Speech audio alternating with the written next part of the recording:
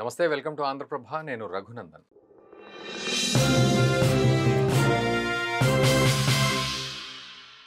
జూబ్లీహిల్స్ ఉప ఎన్నిక సమీపిస్తున్న వేళ ఇటు పార్టీల్లో అభ్యర్థులు ఎవరా అనే జోరు మాత్రం కొనసాగుతోంది. అయితే అందులో భాగంగా బీజేపీ విషయంలో కొంత తర్జన భర్జన అయితే కనబడుతోంది. పార్టీ అభ్యర్థి ఎవరుంటారా అనే విషయంలో. అయితే నిన్నటికి నిన్న బొంతు రామ్మోహన్ గారి పేరు ప్రస్తావనకైతే వచ్చింది. ధర్మపురి అరవింద్ గారు ఆ పేరు ప్రస్తావించడం, పార్టీకి సూచించడం జరిగింది. అయితే బొంతు రామ్మోహన్ గారు నేను నా పార్టీలోనే ఉంటాను అని మాట్లాడడం, దానికి ఒక క్లారిటీ అయితే ఇవ్వడం అయితే జరిగింది. బట్ బీజేపీ పడుతున్న ఈ తర్జన భర్జన ఒకవైపు, దీనికి సంబంధించి త్రిసభ్య కమిటీని కూడా వేయడం జరిగింది. సో మరికొన్ని గంటల్లో అభ్యర్థిని ఫైనలైజ్ చేసే అవకాశం బీజేపీ తరఫు నుంచి అయితే కనబడుతోంది. అండ్ ఈ యుద్ధ క్షేత్రంలో మరి ఎట్లాంటి పోటీ ఉందనేది కూడా మనం ఒకసారి తెలుసుకుందాం. మనతో పాటు BJP state leader Rajaiah Yadav గారు ఉన్నారు. వారిని అడిగి తెలుసుకుందాం. రాజయ్య యాదవ్ గారు నమస్తే అండి, వెల్కమ్ టు ఆంధ్రప్రభ. సో ముఖ్యంగా మొట్టమొదటిగా బీజేపీ అభ్యర్థి విషయానికి వస్తే, బొంతు రామ్మోహన్ గారి పేరును అటు నుంచి ప్రస్తావించడం ధర్మపురి అరవింద్ గారు, అండ్ బొంతు రామ్మోహన్ గారు కూడా క్లారిటీ ఇచ్చారు, నేను ఇక్కడే సేఫ్గా ఉన్నాను క్లారిటీ అని. సో ఏంటి ఆ ప్రస్తావన మంచిదేనా? అంటే బొంతు అంటే రామ్మోహన్ ధర్మపురి అరవింద్ గారి యొక్క ఆలోచన విధానం ఏంటంటే, ఇప్పుడున్న క్యాండిడేట్లలో ఎవరు ఆనేటట్టు లేరు కదా. అంటే మనకున్న సరి అయిన ప్రాధాన్యత క్యాండిడేచర్ మీద ఆయన, ఎందుకంటే 2 సార్లు పార్లమెంట్ మెంబరు, ఆయనకు వాళ్ళ రాజకీయ నేపథ్యం, కుటుంబం వాళ్ళది. ఎట్లయితే ఎలక్షన్ నెగ్గుతాం అనేటువంటి ఆలోచనలో అరవింద్ గారికి ఉండే ఆలోచన చాలా గొప్పగా చేస్తాడు అనేది నా అభిప్రాయం. అంటే బొంతు రామ్మోహన్ గారి పేరు ప్రస్తావించడం అనేది కరెక్టేనా? కరెక్టే, అందులో తప్పలేదు. ఎందుకంటే బొంతు రామ్మోహన్ ఇదివరకు మేయరు, ఉద్యమంలో పనిచేసినాడు, అనేక పరిచయాలు కూడా ఉన్నాయి కాబట్టి అరవింద్ గారు ఆ ప్రస్తావన తీసుకురావడం జరిగింది. అండ్ అప్పట్లో ఉప్పల్ ఎమ్మెల్యే టికెట్ కూడా ఆశించుడు. సరే, ఇప్పుడు ఉద్యమంలో బాగా కష్టపడ్డాడండి రామ్మోహన్. మాతో పాటు నేను కూడా ఉద్యమంలో ఉంటేనే అన్నాడు. రామ్మోహన్ కూడా మాతోనే పాటు కష్టపడ్డాడు. పాపం మళ్ళా సెకండ్ బేస్ దొరకలే తనకు. మేయర్ అయిన తర్వాత సెకండ్ బేస్ తనకు కూడా లభించలేదు. సరే, ఆయన క్లియర్గా ఆనే ఉంటాను అనుకున్నాడు కాబట్టి దాని గురించి పెద్ద ప్రస్తావించడం కరెక్ట్ కాదు. కానీ ఉన్న దాంట్లో, నాకు తెలిసిన దాంట్లో 2 సార్లు పార్లమెంట్ మెంబర్ ఉంటారండి బండారు దత్తాత్రేయ గారు. మొన్న గవర్నర్గా పనిచేసిన తర్వాత గవర్నర్గా రిటైర్డ్ అయి ఉన్నాడు ఆయన పేదోని ఎడల స్పందించే విధానంలో ఆయనకు చక్కటి ఆనుభూతి కానీ, ఆలోచన విధానం కానీ, ప్రజలల్లో ఆ చొరవ కానీ ఆయనకు ఉన్నది. ఆయన కూతురు కూడా యాక్టివ్గానే ఉన్నది. ఆయన కూతురు కూడా అలై బలై నాయకురాలుగా చలామణి అవుతుంది. ప్రతి దసరాకు కూడా ఆల్ పక్షాలను అందరిని పిలిచి ఆదరణ, వాళ్ళకు ఒక దసరా యొక్క ప్రాధాన్యతను తెలుపుతుంది. పోతే క్రియాశీలకంగా కూడా ఆమె సంఘ పరివారే. మరి ఆమెకు కనుక ఇస్తే, ఇప్పుడు కిషన్ రెడ్డి గారి ఆలోచన విధానంతో ఇది నడుతుంది. కిషన్ రెడ్డి గారు ఏది ఆలోచిస్తే అది నడుతుంది. ఎందుకంటే ఆయన పార్లమెంటరీ కాన్స్టిట్యున్సీ కింద వస్తుంది ఇది. కానీ మరి వారు ఆలోచించే విధానాన్ని బట్టే రిజల్ట్ ఆధారపడి ఉంటుంది. ఇప్పుడు ఆయన దత్తన్న బిడ్డను పెడితే కాంగ్రెస్ మధ్య, బీజేపీకి మధ్య లడాయి అవుతుంది. లడాయి అవుతుంది. లేకపోతే 3 పార్టీలు కొట్లాడతాయి. అప్పుడు 3 పార్టీలు కొట్లాడతాయి. కానీ ఎడ్జ్ కాంగ్రెస్ కనిపిస్తుంది. ఎందుకంటే ఆయన తక్కువ మెజార్టీతో ఓడిపోయిన క్యాండిడేట్. ఇదివరకు నవీన్ యాదవ్ ఎంఐఎంలో పోటీ చేసినప్పుడు తక్కువ 6-7 వేల ఓట్లతో పోయిండు. ఇప్పుడు వాళ్ళతో కూడా వాళ్ళకు, అంటే ఎంఐఎం పార్టీలో అంటే ముస్లింలతో కూడా వాళ్ళకు సత్సంబంధాలు. పోతే రెండోటి ఏంటంటే, శ్రీశైలం గారికి ప్రత్యేకంగా ఏంటంటే, ఎవరికి ఆపద వచ్చినా ఆయన ఉంటాడు, ఎవరికి కష్టం వచ్చినా ఆయన ఉంటాడు, ప్లాట్ పంచాయతీ అయితే ఆయన ఉంటాడు. ఇవాళ ఇల్లు కాల్ చేస్తారంటే ఆయన దగ్గర పోతారు. అచ్చా, ఆయన ఇంటి ముందట ఒక స్టిక్కర్ తెస్తారు ఆయన ఆఫీసు ముందట పోలీసు వాళ్ళు, ఏమని ఇక్కడ ప్రైవేటు పంచాయతీలకు రావద్దు, అనుమతి లేదు. వాళ్ళ పోలీసు వాళ్ళే పోతారు వాళ్ళ సొంత పంచాయతీ కోసం. వాళ్ళ పంచాయతీల కోసం పోలీసు వాళ్ళు ఆయన దగ్గర పోతారు, సినిమా యాక్టర్లు ఆయన దగ్గర పోతారు. వీళ్ళందరూ కూడా ఎవరికి కష్టం వచ్చినా, ఎవరికి నిష్ఠూరం వచ్చినా చిన్న శ్రీశైలం అని తోడు కనిపిస్తాడు. కాబట్టి వాళ్ళకు ప్రజలలో మమేకమయ్యే గుణం ఉన్నది. దాన్ని తట్టుకోవాలంటే మన దత్తన్న బిడ్డ అయితేనే కరెక్ట్. బీజేపీకి దత్తన్న బిడ్డను కనుక కాదని అనుకుంటే మనం కూడా అందరితో పాటు ఉంటుంది తప్ప మనం ఫస్ట్ ఉంటామా, సెకండ్ ఉంటామా, థర్డ్ ఉంటామా తెలియదు అప్పుడు. అవును సార్, మీరు అన్నట్టు మరి ఇదివరకు పోటీ చేసిన అంటే దీపక్ రెడ్డి పేరు, ఈ పేర్లు కూడా వినబడుతున్నాయి. సో సరే ఇప్పుడు దీపక్ రెడ్డి అయితే ఇప్పటికి కిషన్ రెడ్డి గారితోనే ఉంటాడు. ఆయన ఏంటిదో ఆయన హిస్టరీ నాకు తెలియదు. కానీ పోయినసారి కూడా ఆయనకు సరైన ఓట్లయితే రాలేదు. సరైన ఓట్లయితే రాలేదు. ఇప్పుడు మనం అందుకనే ఇప్పుడు బీజేపీ పార్టీకి నా యొక్క సూచన ఏంటంటే 8 మంది పార్లమెంట్ మెంబర్లు ఉన్నారు మనకు. 8 మందిలో 6 మాత్రమే, 6 పరాయి పార్టీ వాళ్ళే. ఒక 2 మాత్రమే పార్లమెంట్ మెంబర్లు మనోళ్ళు. 8 మంది పార్లమెంట్ మెంబర్లు ఉన్నారు, ఇతర పార్టీల నుంచి వచ్చిన వాళ్ళే. 8కి 8. మరి మనం గెలవద్దా? మనం ఈ రాజ్యం చేయొద్దా? మనం రాజ్యం చేయాలంటే ఈ మారుతున్న ఒరవడిని, ప్రజలలో ఉన్న ఆలోచన విధానాన్ని మీరు ఎన్నడూ పరిగణలోకి తీసుకుంటారు? ఈ నాయకత్వం అనేది ఎన్నడూ పరిగణలోకి తీసుకుంటారు?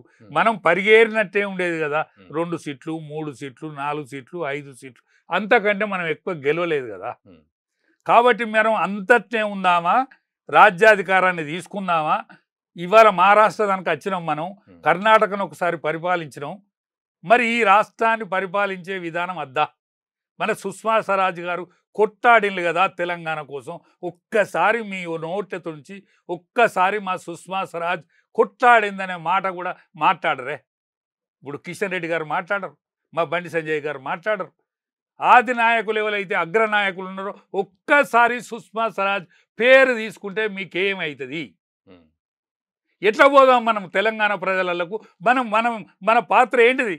కాంగ్రెస్ పార్టీ మా సోనియా గాంధీ ఇచ్చింది అని వాళ్ళు చెప్పుకుంటారు, హ్యాపీగా చెప్పుకుంటారు. టీఆర్ఎస్ పార్టీ మా నాయకుడే తల సావు నోట్లో పెట్టి మా నాయకుడే తెచ్చిండు అని మనం కూడా ఒక నినాదం ఉన్నది కదా. సుష్మా స్వరాజ్ గారే చేయబట్టే ఆనాడు సోనియా గాంధీ బిల్లు పెట్టింది. భయపడ్డది సోనియా గాంధీ బిల్లు పెట్టడానికి, గజ్జున వణికింది. గజ్జున వణుకుతే నువ్వు గనక బిల్లు పెట్టకపోతే నేను శిరోముండనం చేసుకొని పార్లమెంటు ముందట నిరాహార దీక్ష చేస్తా, నువ్వు బిల్లు పెడితే నేను సపోర్ట్ చేస్తా అని ఒక ప్రతిపక్ష నాయకురాలుగా మాట్లాడింది కదా. ఆమె గురించి మనం తీసుకోకపోతే మనం మేము రా తెలంగాణ తెచ్చిందని చెప్పేటందుకు మీరు ఎందుకు జనుకుతాను? ఈ జనుకుతే మనం వెనుకపోతాం కదా.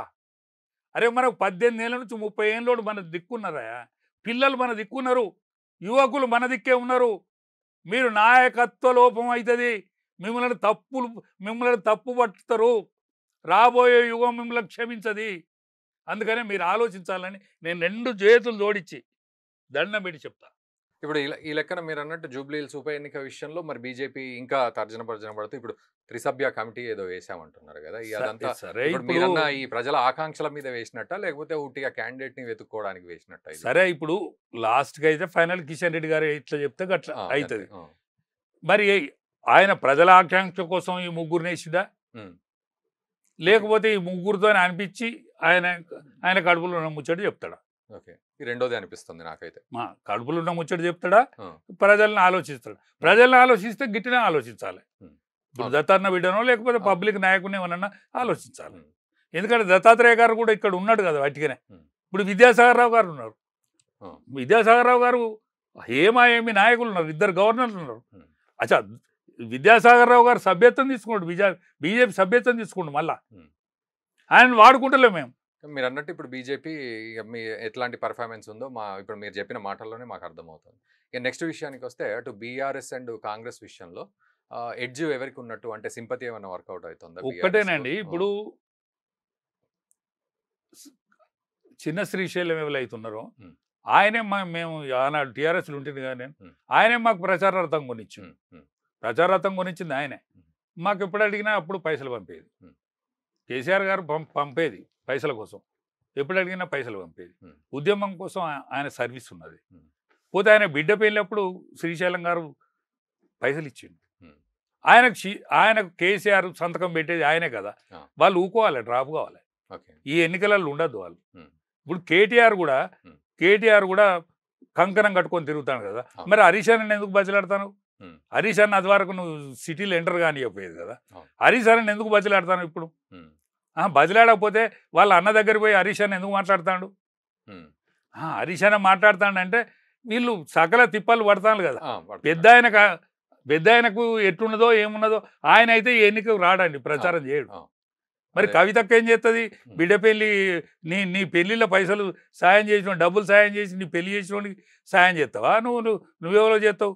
నువ్వు చెప్పినా ఏం కాదు పాడాయి, కనీసం నీ తరఫు నుంచి అయితే నువ్వు బీసీలకు కంకరం కట్టుకున్నావు. నువ్వు కూడా బీసీల కోసం పోరాడుతానంటావు. పోరాడు, నువ్వు కూడా చెప్పు, ఇల్లు తిరుగు. నువ్వు తిరిగినా ఏం కాదు, కానీ ఈ సంబరంలో ఈ మన ఏది పండుగల నువ్వు తిరిగినట్టు అవుతుంది కదా. నువ్వు కూడా ఇంత పసుపు రాసుకున్నట్టు బొట్టు పెట్టుకున్నట్టు అవుతుంది కదా. అందుకనే అందరు కలిసి మరి నాకైతే సరి అయిన క్యాండిడేట్ను బీజేపీ ఎంకలాడకపోతే ఇప్పుడు, ఎందుకంటే ఇప్పుడు ఉన్న చనిపోయిన ఆయనే ఆరోగ్యం మంచిగా లేక చచ్చిపోయింది తప్ప ఆయన ఎవరు సంబలే. ఇప్పుడు చంపితే సింపతి అనే కేటగిరీ పక్కన పెట్టారు, పదవిలో ఉండంగా చనిపోయిన వ్యక్తి కదా. సో అంటే ఇదివరకు మనం ఎన్నుకున్న వ్యక్తే కదా. సరే, నేనేమంటానంటే ఆయన గండడే, పరిపాలించిన ఆయనే, చనిపోయిన ఆయనే గండడే. గండనే తోడు ఎవడైతే ఉంటాడో, అసలు ఈ సిటీలా ఈ బస్తీలా గండర లేకపోతే కూడా కుదరదు. కానీ వాళ్ళ ఇంట్లో ఆడామె పిలుకునే అవుతుంది.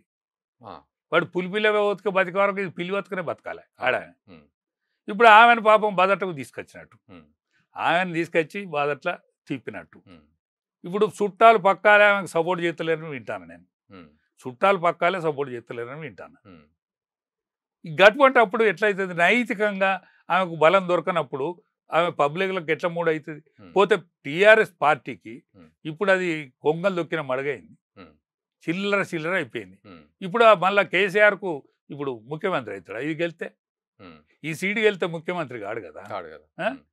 మరి నువ్వు అన్నం తిన్న రేవు తలవాలని మా కేసీఆర్ గారు మా అన్న చెప్పేది కదా. నువ్వు అన్నం తిన్న రేవు తలవాలని, నువ్వు శ్రీశైలం అన్నం తినలేదా? నువ్వు రేవు తలిచి నువ్వు డ్రాప్గా నువ్వే కదా సంతకం పెట్టేది బీఫామ్ మీద. పెట్టకనా ఊకో. కానీ ఇక్కడ డ్రాప్ అవ్వాల్సింది ఎవరు మరి? ఇప్పుడు డిక్లేర్ చేసిన ఇంకా బీఫామ్ ఇవ్వలేదు కదా. బీఫామ్ ఇవ్వకపోతే ఆమె డ్రాప్ అన్నట్టు.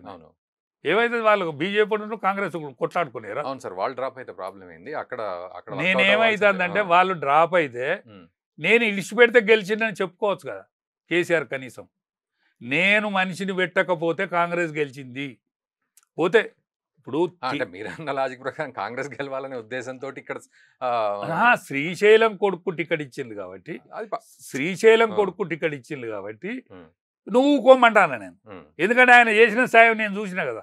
అట్లెట్లుంటుంది సార్ వేరే పార్టీ నుంచి చేసిన ఆనాడు చేసిన సాయం. అచ్చా, నీ పార్టీ ఇప్పుడు గెలుతుందా? ఇడ గెలుస్తుందనే అనుకుంటారు వాళ్ళు. ఎందుకు నీ పార్టీ గెలవది?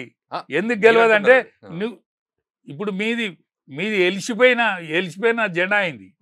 మీ జెండా ఎలిసిపోయింది, మీ పార్టీ గెలవది.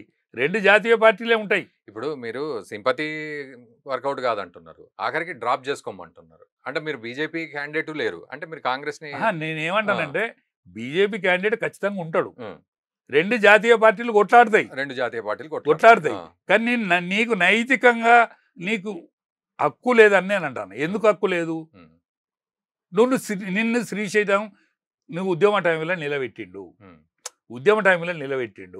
నువ్వు ఉద్యమ టైంలో సాయం చేసిన వాళ్ళు అనేక సార్లు నువ్వు కనిపెట్టినవు. మరి అట్లా సాయం చేసిన వాళ్ళు వీళ్ళు డ్రాప్ అవ్వాలి కదా. మరి అక్కడ వాళ్ళ అవసరానికి వాళ్ళు నిలబడుతున్నారు. ఆ సింపతి వర్కౌట్ అన్న కావాలి, వాళ్ళు గెలవాలని వీళ్ళు కదా డ్రాప్ కావాల్సింది. వాళ్ళు ఎట్లా డ్రాప్ అవుతారు? వాళ్ళకు పవర్లు ఉన్నారు. అవును, వాళ్ళు పవర్లు ఉన్నారు. ఇప్పుడు బీజేపీ క్యాండిడేట్ నిలబెడతా అంటే టీడీపీ మా క్యాండిడేట్ ఏం లేదు, ఇది తప్పుడు సంకేతాలు పోతాయని డైరెక్ట్ చంద్రబాబు నాయుడు గారు అన్నారు. టీడీపీ డ్రాప్ అయ్యేందుకు కారణం ఉన్నది. ఆయన రేవంత్ రెడ్డికి ఆయనకున్న ములాఖాతు వాళ్ళ ఇద్దరికి ఉన్నది. రేవంత్ రెడ్డికి ఉన్న ఆయన ములాఖాతు ఉన్నది కదా. ఆ ములాఖాతులో టీడీపీ క్యాండిడేట్ నిలబడతలేడు. టీడీపీ క్రియాశీలకంగా కూడా తెలంగాణ లేదు. గాడక్క అమ్మల గిమ్మల ఇంతంత ఆసరా కనిపిస్తుంది కావచ్చు, క్యాస్ట్ ఇట్లా ఉండేది. బీజేపీ మీద ప్రేమతో వదిలేసిన అనుకుంటే అయిపోతుంది తప్ప ఆయనకంత సినిమా లేదు ఇక్కడ. సరే, మీ పర్సనల్ దృష్ట్యా కనుక చూస్తే సరే, బీజేపీ రేపు ఇప్పుడు మరికొన్ని గంటల్లో క్యాండిడేట్ని ఇస్తుంది. సో ఎవరు ఎడ్జ్లో ఉన్నారు ఈ మూడు పార్టీల విషయానికి వస్తే? ఎవరు అంటే ఇప్పుడైతే మొగ్గు కాంగ్రెస్ కనిపిస్తుంది. బీజేపీ క్యాండిడేట్ని బట్టి ఉంటుంది. బీజేపీ క్యాండిడేట్ని బట్టి ఈ త్రిముఖ పోటీ అవుతుందా, ద్విముఖ పోటీ అవుతుందా అని తెలుస్తుంది. ఓకే. అండ్ ఇంకొకటి సార్, ఇప్పుడు జూబ్లీ హిల్స్ అనగానే మనకు అక్కడ రేషియో కూడా చాలా తక్కువ ఉంటుంది. ఇప్పుడు మేము కూడా అదే అనుకుంటాం. ఓటు వేసే వాళ్ళ రేషియో తక్కువ ఉంటుంది. సో దానికి ఓటుకు రారు, ఉమ్, ఓటుకు రారు. కానీ ఆడ ఇప్పుడు 60,000 ఓట్లు యాదవులు ఉంటాయి, ఉమ్, గొల్ల కురుమలే 60,000 ఓట్లు ఉంటాయి. ఉమ్, మెజారిటీ ఎమ్మెల్యే మన ముస్లిమ్స్ ఉంటాయి. ఉమ్, సరే, ముస్లింలలో కొంతమంది ఓటుకు రారు, ఉమ్, ముస్లింలలో కూడా కొంతమంది ఓటుకు రారు. ఉమ్, ఎందుకంటే వాళ్ళ బాపతి క్యాండిడేట్ ఉంటేనో వస్తారు, ఉమ్, లేకపోతే రారు. ఆ, టైటే ఉంటుంది, కానీ వీళ్ళు దత్తన బిడ్డకిస్తే టైట్ ఉంటుంది, ఓకే. మంచిగా ఉంటుంది. ఉమ్, మా వాళ్ళు దత్తన బిడ్డకిస్తే ఉమ్, మంచిగా ఉంటుంది.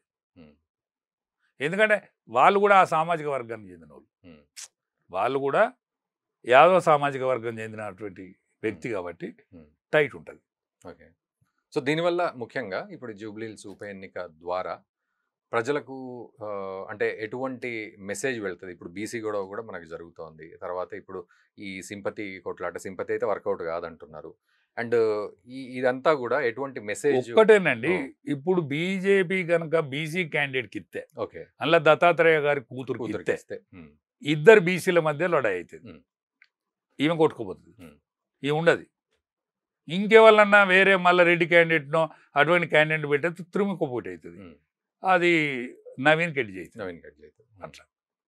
ఎందుకంటే బీసీ నినాదం మళ్ళీ నవీన్ దిక్కుమారుతుంది. అవును. వీళ్ళు ఏమన్నా పొరపాటు చేస్తే, ఉమ్, మా బీజేపీ వాళ్ళు పొరపాటు చేయరని నేను ఆశిస్తాను. ఉమ్, పొరపాటు చేస్తే, మా వాళ్ళు పొరపాటు చేస్తే ఉమ్, బీసీకి ఎడ్జ్ అవుతుంది. ఉమ్.